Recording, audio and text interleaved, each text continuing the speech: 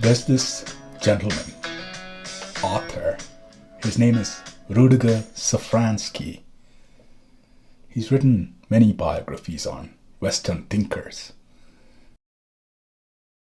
He's done one on Goethe as well. This one's called Life as a Work of Art. I want to narrate a couple of incidents from here. This, of course, is when Goethe is very young, probably 7 to 10 years old. The first one is Goethe and his friend Max. They're getting ready for class, and they've just been told that their teacher is going to be late. So Max asks Goethe, "What do you want to do to pass the time till the teacher arrives?" He takes out his book and says, "Grammar." Grammar? Why, that is so boring. Why not we bang our heads against each other? See who can last out the longest. Goethe says, "God forbid, Max. At least my head is not meant for such things. We'll leave that game to the goats." Max says, "Well, at least we'll come out with hard heads from the exercise."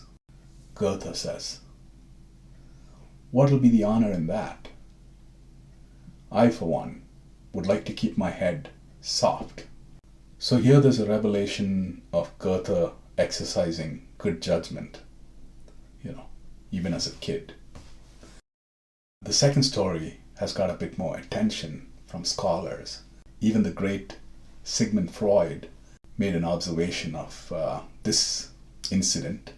Goethe was home one day and his parents were away.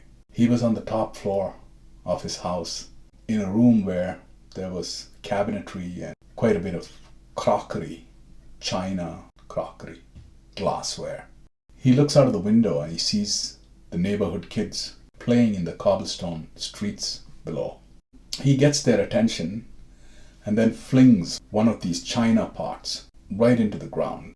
Makes a big noise, there's splatter, and the kids are all excited. So they cheer him on and he starts emptying out the cabinet one by one.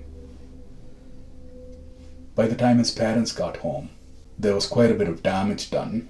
"What made you do that?" And he says, well, at least it provided some good entertainment while you guys were gone.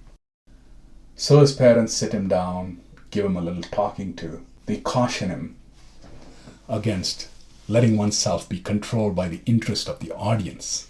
The other line of thought from them is, the public sphere makes one feel free and provides stimulation, but it also constrains.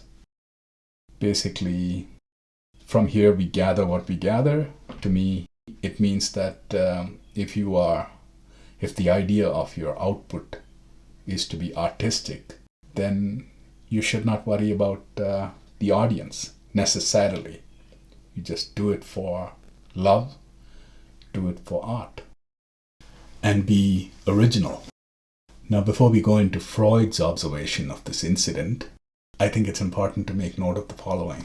Goethe's parents had 7 children, Goethe being the eldest, his sister Cornelia, 2 years his junior, and then 5 others. Only Goethe and Cornelia survived until adulthood. All the other siblings died a few years after they were born, which is tragic. Freud's observation is connected to this. Freud's analysis of this story of the broken crockery, Freud calls it subconscious aggression. He says the kid, Goethe, didn't want to share his mother's love, and this act is an expression of a murderous fantasy. So you see, what he's saying here is that Goethe willed for the perishing of all his siblings except Cornelia, his sister. He was very close to her. Of course, Freud and Goethe lived in different times in history.